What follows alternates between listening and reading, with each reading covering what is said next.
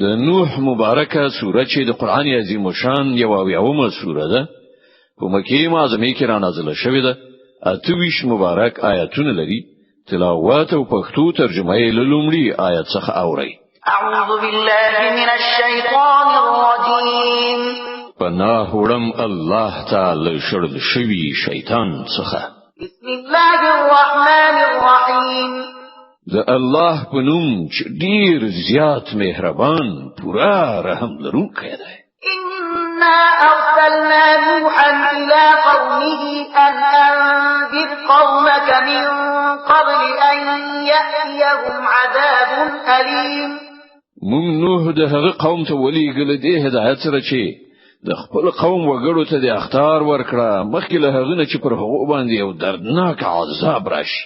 قال يا قوم إني لكم نذير مبين أن اعبدوا الله واتقوه وأطيعون يغفر لكم من ذنوبكم ويؤخركم إلى أجل مسمى إن أجل الله إذا جاء لا يؤخر لو كنتم تعلمون.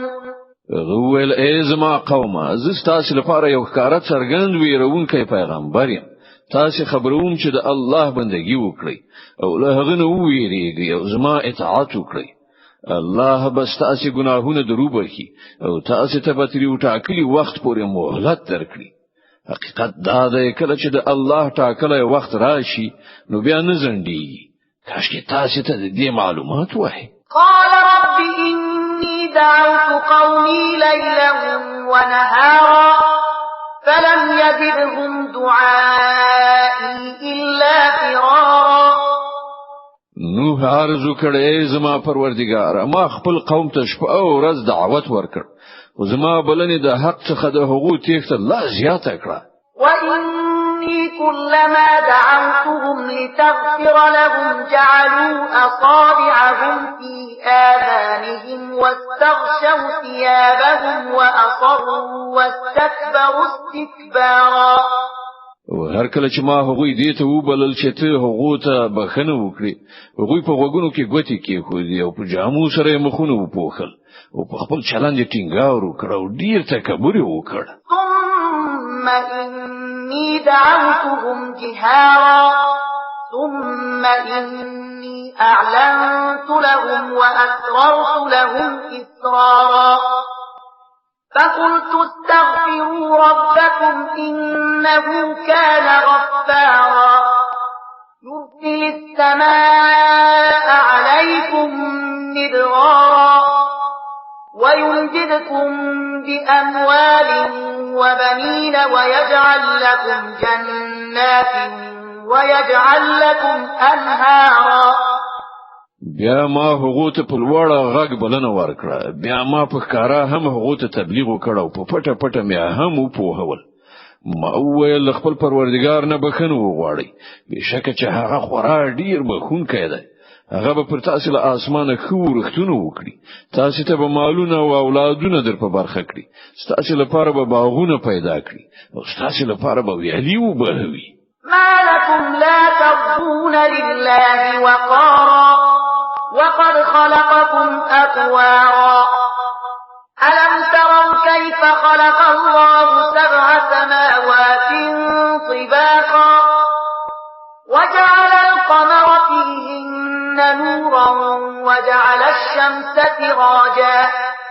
پر تاسو څه شوي دي چې د الله لپاره تاسو د هیڅ عزت په فکر کې نه یې. په داسې حال کې چې هغه تاسو ډول ډول پیدا کړی.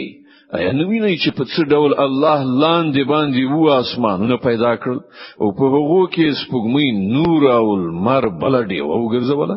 والله أنبتكم من الأرض نباتا ثم يعيدكم فيها ويخرجكم إخراجا. او الله تاسو لزمکې نه په عجیبه ډول را پیدا کړی.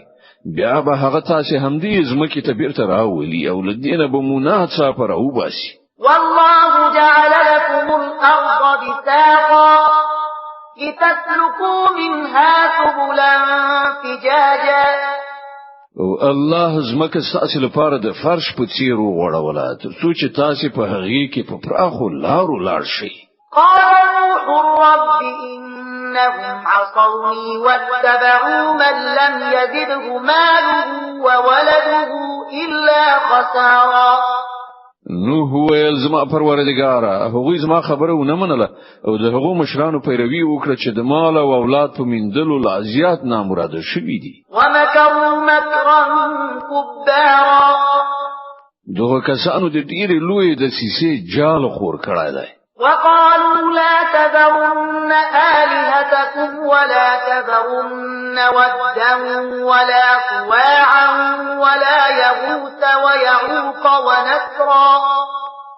دوی ویل خپل معبودان هیڅ کله مه پرېږدئ او مه پرېږدئ واد او سواع او نه یغوث یعوق او نصر د هیڅ یو عبادت مه پرېږدئ. وقد أضلوا كثيرا ولا تزد الظالمين إلا ضلالا. دوی ډیر خلک گمراه کړي دي او ته هم دغه خلکو ته گمراهي پرته په بل شي کې پرمختګ مو ورکوه. مما خطيئاتهم أغرقوا فأدخلوا نارا فلم يجدوا لهم من دون الله أنصارا. یوازې د خپل ګناهونو په اساس هغوی غرق کړای شول او په اور کې نه وېستل شول. بیا هغوی له الله نه کوم ژغورونکی مرستندوی ونه موند. وقال نوح رب لا تذر على الأرض من الكافرين ديارا. نوح ویل زما پروردګاره له دغو کافرانو څخه هیڅ یو د ځمکې پر مخ استوګن مه پرېږده. إنك إن تذرهم يضلوا عبادك ولا يلدوا إلا فاجرا كفارا. کته دوی پریښودل نو دوی به ستا بندگان گمراه کړي او د دوی له زوزات نه چې هر څوک پیدا شي بد عمل او سخت کافر بوي.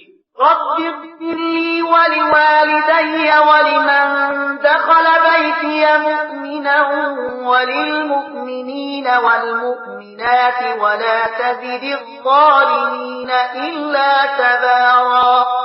زما پروردګاره ما ته زما مور او پلار ته او هر هغه چاته چې زما کور ته د مؤمن په حیث داخل شوی دی او ټول مؤمنو نارینه او مؤمنو ښځو ته بخښنه وکړه او د ظالمانو لپاره له هلاکت نه پرته بل څه مزیاته و.